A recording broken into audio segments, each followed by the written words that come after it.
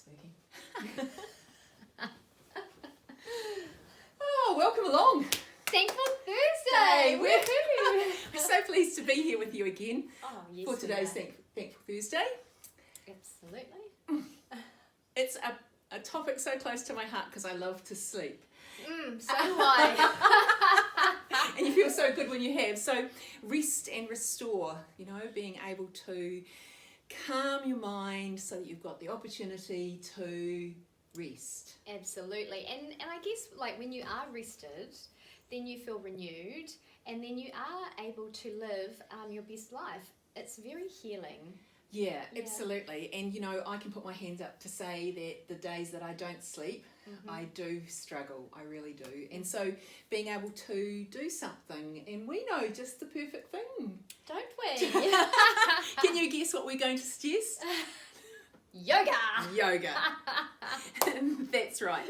So you're really going to be able to rest your body, rest, all those thoughts that disappear when you're doing yoga. That's really good to help you sleep. Yeah, it's really yoga is, I think part of what we have to do is move out of the thinking that yoga is just a physical practice, right? So most people turn up to a class expecting a workout from the asana and the physical practice. And yes, you do get one. It does make you strong. It does make you sweat, all of those things. But more than that, yoga can works on so many different levels. So it's calming all those thoughts. It's calming your mind. It's calming your body. It moves your system out of fight or flight into rest and digest. So out of the parasympathetic into the sympathetic nervous system.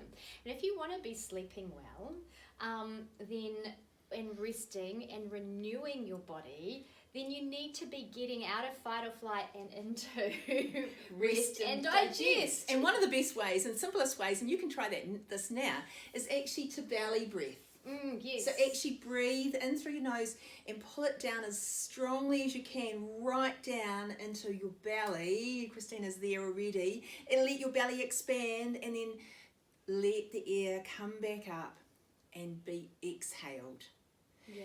And we do this in yoga, and I was so thrilled to find the physiological reason for this is actually it's sending those rest hormones to your brain. When you belly breathe, it's sending those rest hormones. Yeah.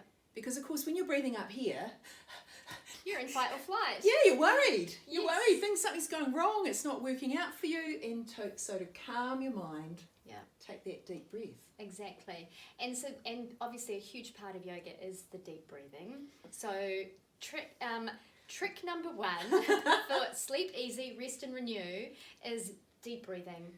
Trick number one, boom. Boom. And you can close your eyes and you can do it anywhere. And like Audrey just said, it moves you out of the fight or flight into the rest and digest.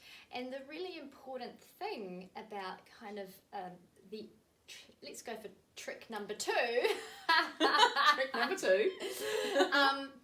Is then the application of being fully present and aware. So when we are practicing yoga, our mind is not focused on, we're calming the mind, we're calming the soul, the anxiety is dropping away. Yeah, absolutely. Yeah. So if we're going to say trick number three, meditation is a good way of calming the mind and getting ready to rest and to settle, to renew. And an easy way of doing that is back to the breath again, and using a breathing technique where the exhale is longer than whatever you're doing on the inhale. And an easy one that I remember is the triangle breath. Mm-hmm. So you're going to breathe in for 4, hold for 4, exhale for 7. Inhale, 3, 2, 1, hold, 3, 2, 1, exhale, 6, 5, 4, 3, 2, 1. Come back to normal breathing now, but you can use that anytime you like. And again, it's focusing on the out breath, which gives you that opportunity to calm yourself, calm your mind. Absolutely, absolutely. And we've obviously, one of our courses is Yoga to Transform Sleep. Oh, yeah. Yeah. And it's all about about helping you get restful sleep and deep sleep and learn how to create a routine. Oh, yeah. A nighttime routine. Routine. Maybe that's trick number, what are we up to? 4. 4. Trick number 4, a nighttime routine. You know, you can probably list off the things that you know are important to include in your nighttime routine. Yeah, yeah. Turn off your computers maybe an hour or more before you go to sleep. Absolutely. Exercise during the day. Yes. Have a nice tidy room to sleep in. And for me, a dark space. Dark and quiet. Yes. Yep. Practice yoga. Yes. So there's a really good little move which is legs up the wall. That's really restorative, isn't it? It's actually probably one of the most restorative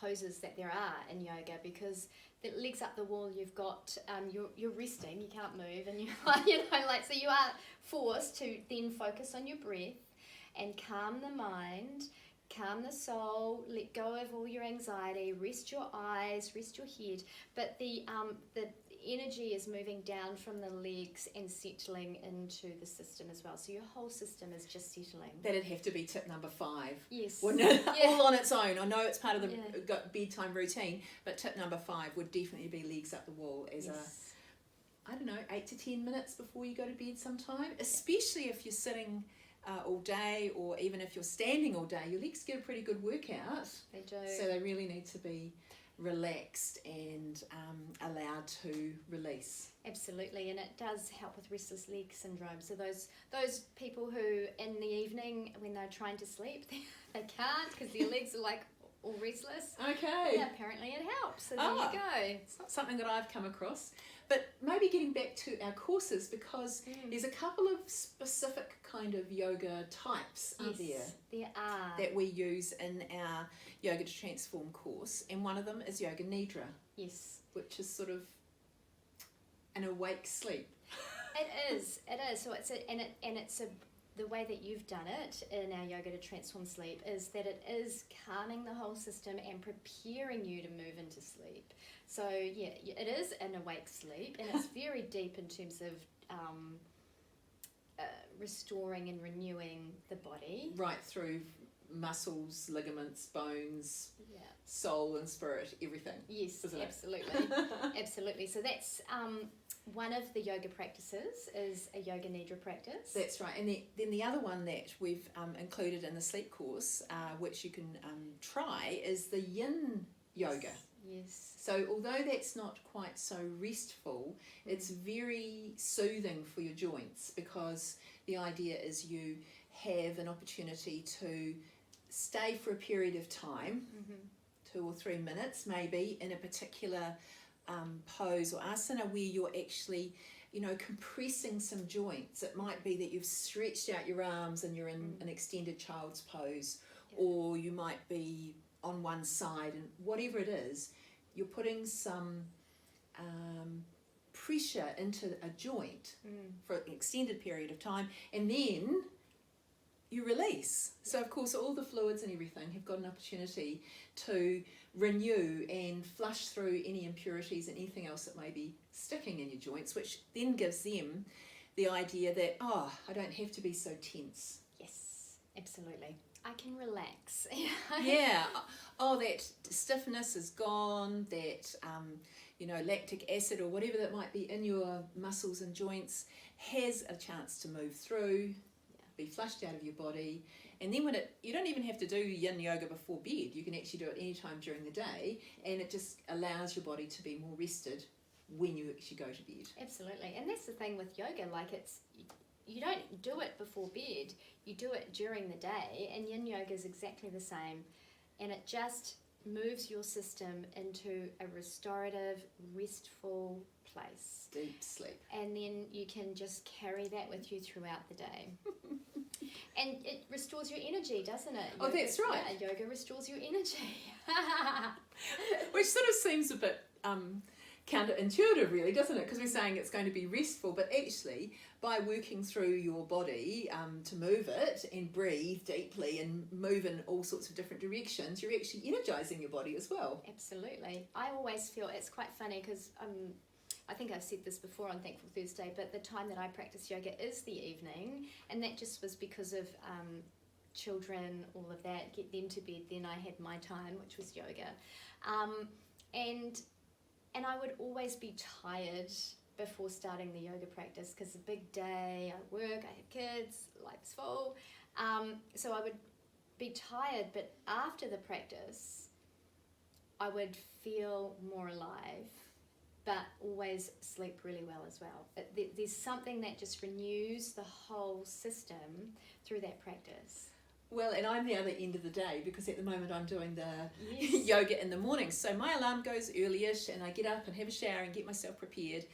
And I do yoga with anybody who wants to join us on our Yoga to Transform Facebook group at 7 in the morning. And I'm not always feeling perky and 100% at 7 in the morning, ready to do yoga.